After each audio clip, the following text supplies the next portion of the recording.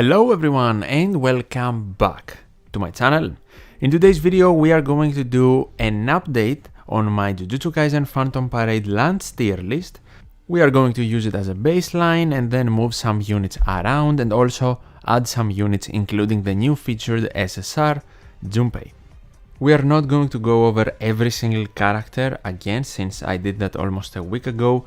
I will leave the link for the 40-minute video where I talk about everyone extensively in the description if you want to check that out. And do not worry, timestamps are also included if you want to find specific characters. Let's start things off by adding the new characters first. We have SSR Hanami and I will place this unit at the bottom of S tier.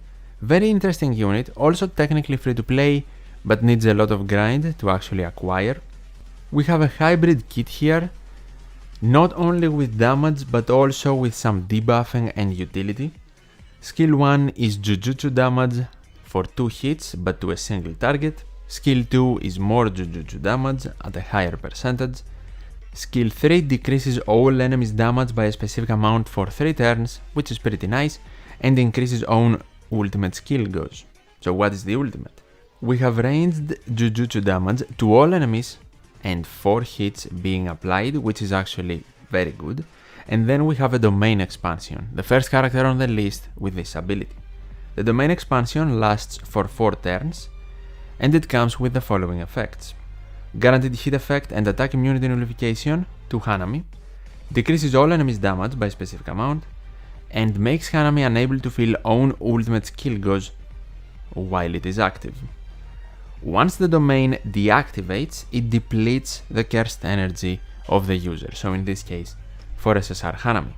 The utility is not even done there because with the passive skills, Hanami recovers 13% of HP every single turn, and then recovers cursed energy by 10 at the start of each wave. So the passive skills here definitely complement the kit quite nicely. Even though Hanami is not exactly a tank or a healer, this character can still help us with survivability, which is very nice alongside the sources of damage. Next up we have SSR Jogo. This is pretty much the same story as Hanami as far as free to play status go. I will place Jogo at the top of A tier. This character is more damage oriented, we don't have a lot of utility here, and he can actually deal combined taijutsu and jujutsu damage with his skill 1, skill 2 and combo ultimate effect. From his skill 3 we only get jujutsu damage and the same applies to his ultimate. The thing with his skill 3 is that he attacks one random enemy, which is something I really do not like about this unit. But his ultimate deals damage to all enemies, something very nice, and just like Hanami, expands a domain. While Jogo's domain is active, he grants guaranteed hit effect and attack immunity nullification to self. He deals continuous jujutsu damage to the enemies by burning them, and then he increases his own critical hit rate and damage. He reduces his damage received and recovers own cursed energy by a specific amount. But he, just like Hanami, is unable to feel his own ultimate skill goes while the domain is active, and his cursed energy is depleted after the domain deactivates. He increases his own damage if his HP is 50% or below, and at the start of each wave he recovers own cursed energy by 10. He's a straight up attacker. As you can see, almost all of his abilities actually have some type of damage or damage boosting for himself attached to them. But definitely a big disadvantage is that his type is blue, the same exact type Gojo has, who right now is the best DPS character in the game, and to be honest, if you did get him from your redrawable ticket, a way more accessible character than Jogo. And the final new addition to this tier list will be SSR Junpei, who I will place at the top of B tier. Not a great unit, he is an attacker, he does have some utility attached to his kit as well. I talked about him more extensively in my worth to pull or not video I made, but to be fair, I just think his kit is niche but not super strong at the same time, so he falls under the same umbrella Megumi does. That's why they're on the same tier as well. At least Junpei is not centered around break damage, because that's not a very successful niche. And Junpei's poison isn't super strong either, but at least he also has some of the utility and survivability factors in his kit. He is a featured SSR though, we have to take that into account, and with way better options coming out soon, even in his own role and color, I definitely cannot suggest that this is a character you should go for. Now that we placed all of the new characters, let's make some changes. For the C tier specifically, I will not make any changes, so everything will remain the same. For the B tier, I will drop SR Todo to the bottom of the tier.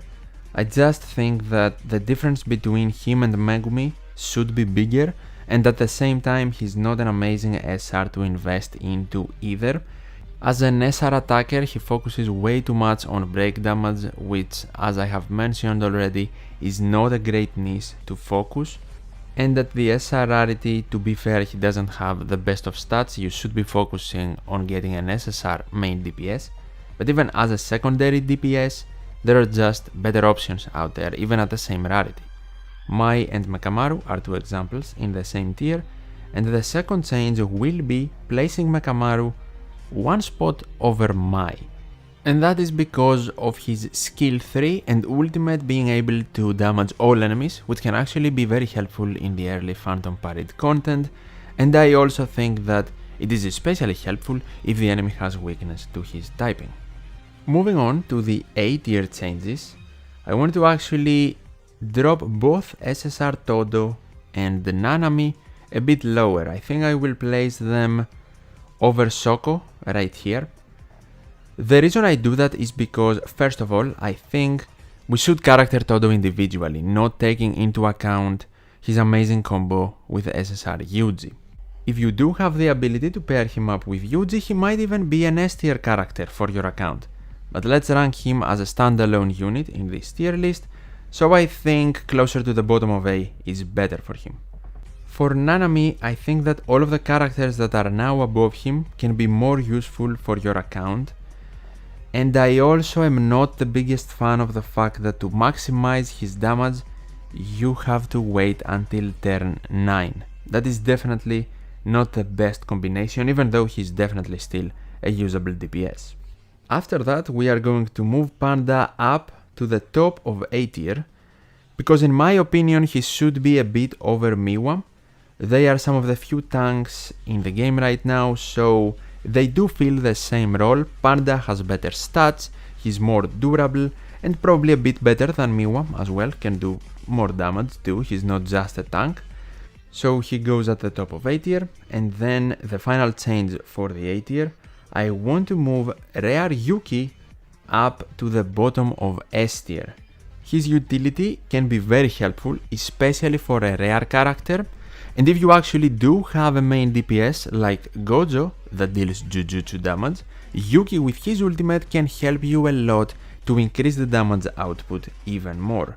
So he's a good combination and a cheap option for some of your teams. He's not plug and play everywhere, it will depend on if you want to deal Jujutsu damage, but even his other skills can help during the quest. And finally, for the S and SS tier changes, first I want to move up SR Nanami. Maybe I am a bit biased here, because I actually have the character, and alongside Gojo they have carried me through the early game, that is for sure, especially because I haven't done any pulls yet, I am waiting for the Utah banner.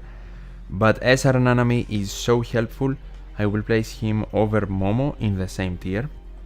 Which one of these three SR supports, Yuki, Momo or Nanami you prefer, can definitely still be situational depending on content and your team, but I just wanted to make that slight change. And finally, I also want to move Kugisaki down from the SS tier to the top of S tier. Mainly because I think I should be making the distinction between Gojo and Kugisaki. Gojo is clearly the best DPS in the game, and I also think he can carry you way more than Kugisaki can as a standalone DPS in Phantom Parade. Do not get it twisted though, Kugisaki is still awesome, she can work alongside Gojo, and she's still an awesome character to have overall. She's just a couple of spots below the position I had here before. And that is my updated Jujutsu Kaisen Phantom Parade tier list. Let me know of your thoughts in the comments down below. Have I underestimated or perhaps overestimated some units? Let me know, and of course, share your experiences with specific units so far. Like the video if you enjoyed, I would really appreciate it. Subscribe for more JJK Phantom Parade content, and as always, thank you so much for watching, take care, and I'll see you in the next one.